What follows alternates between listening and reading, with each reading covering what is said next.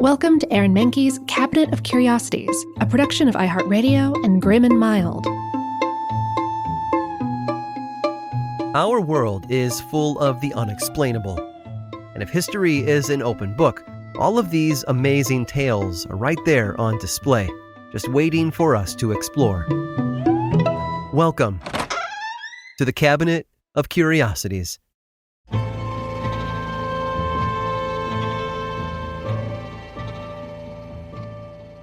A fruit is a delicate thing. Once it becomes ripe, a ticking clock begins. How long will it last before an animal devours it? Will it start to rot, or will it drop off and vanish into the dirt? This is a calculation built into the genes of millions of plants. The sweet exteriors of fruits protect their seeds and incentivize animals to eat and spread the plant far and wide. We sometimes forget that the foods we consider ubiquitous have a very specific natural role, and it required a lot of careful engineering to get them to where they are today. Some, even, had to be invented from whole cloth. Take the sweet orange. Its first mention in writing comes from Chinese literature of the 3rd century BC. It's a hybrid fruit that seems to have originated in East Asia before spreading to the Middle East, Europe, and the rest of the globe. Along the way, it spawned varieties like the blood orange and the navel orange.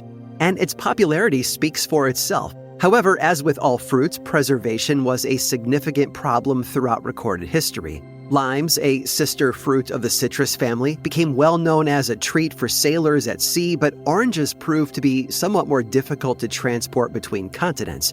Even after Christopher Columbus brought lime seeds to the Caribbean and introduced citrus fruits, production in North America lagged behind.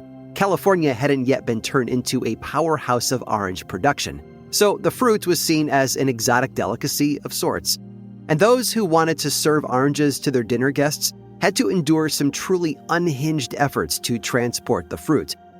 In January of 1859, tabloids latched on eagerly to a story out of Puerto Rico. A ship set sail from the islands under full sail, bound for New England. The goal was to deliver a load of 300,000 oranges to the East Coast in still edible condition, a race against time and nature. It was an optimistic attempt. However, by the time the ship arrived in Boston Harbor, its cargo was in less than ideal condition. More than 200,000 oranges, 2/3 of the cargo, had rotted during the voyage.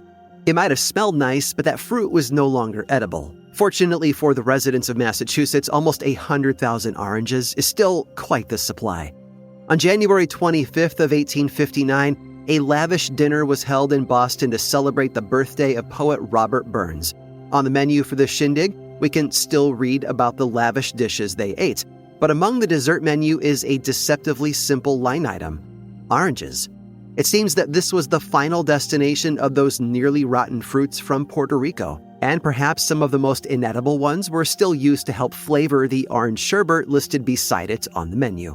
It wouldn't be until much later that someone would propose that ice could be used to preserve food products for transport across the world. And enterprising individuals would bring orange seeds to different parts of North America, attempting to introduce the plant to the New World. And today, we're not lacking for options wherever we look. Humans have been eating oranges for at least 2,300 years, but it wasn't until the past few hundred that we finally made it a global possibility. It's almost a little microcosm of what technological advance really means for a species. Not conquest or efficiency, but triumph over entropy. The natural cycle of a plant, a fruit, an animal, these were once fixed things that started the moment it entered the world. And now we no longer have to race ships in order to bulk order citrus fruits. An orange has gone from being a treasure obtained at great risk to being simply a product. But maybe, if we change our mindset just a little, it can be a treasure again.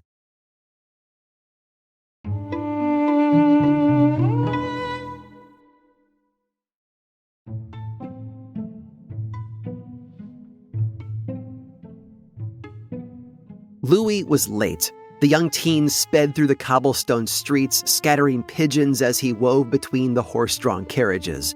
Pedestrians jumped out of the way, shouting for him to watch where he was going. Louis ignored them, cutting through parks and over bridges until the hotel loomed into view. He slammed on his brakes and dismounted the bike at a run. Jogging to the doorman, he shouted that he was there to see the American. The doorman blinked in surprise, then pointed him around the corner of the building.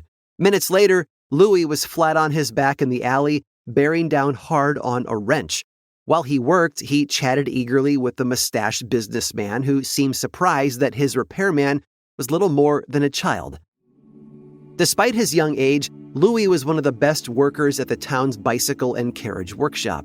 He inherited his mechanical mindset from his father, a Swiss watchmaker whose floundering business had forced his children to enter the workforce early.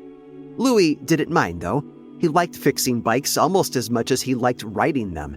But the machine he was repairing now wasn't like anything he had worked on before.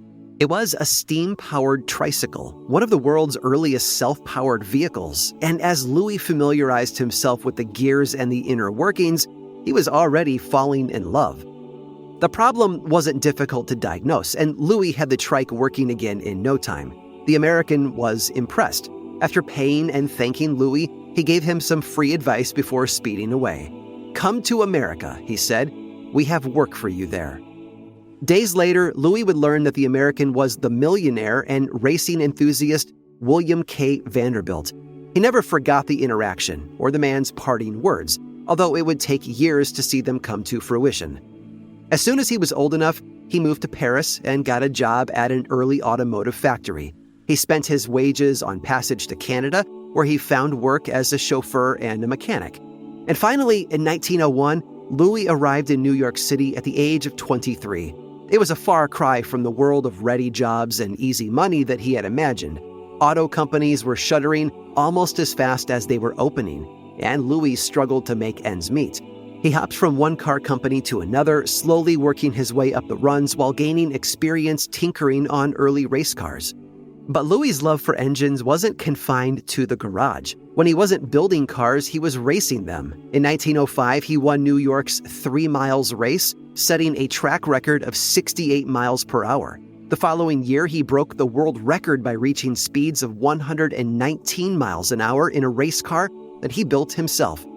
His skill both in the garage and on the track caught the eye of another American millionaire, William C. Durant, the founder of GM. In 1911, the pair partnered to create a new auto company, named after Louis, since Durant thought that his French-sounding surname would appeal to customers.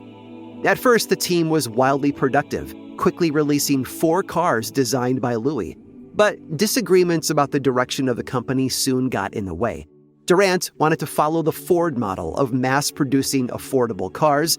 Louis was determined to make the kind of automobiles that he liked to drive: fast, powerful, and expensive. Eventually, the argument escalated over a personal disagreement. Durant had long been irritated by Louis's habit of smoking cheap cigarettes, which he always chewed out of the corner of his mouth. One day, after a heated business meeting, Durant suggested that Louis should consider swapping the cigarettes for cigars so that he wouldn't look so out of place next to the other automobile executives. And for Louis, that was the last straw. He stormed out in a fury, shouting, "I sold you my automobile, I sold you my name, but I shall not sell my personality to you." Their partnership ended there. Louis sold his shares to Durant and walked away. Durant, however, decided to keep the branding, a decision that ensured that Louis's name would endure for over a century, stamped onto cars sold across the world. Even if few remembered the mechanic and speed demon behind it, a man named Louis Chevrolet.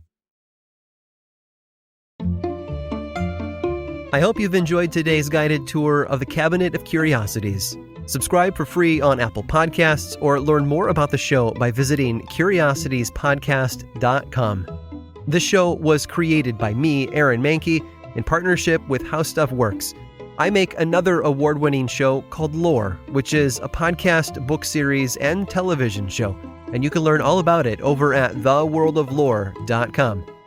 And until next time, stay curious.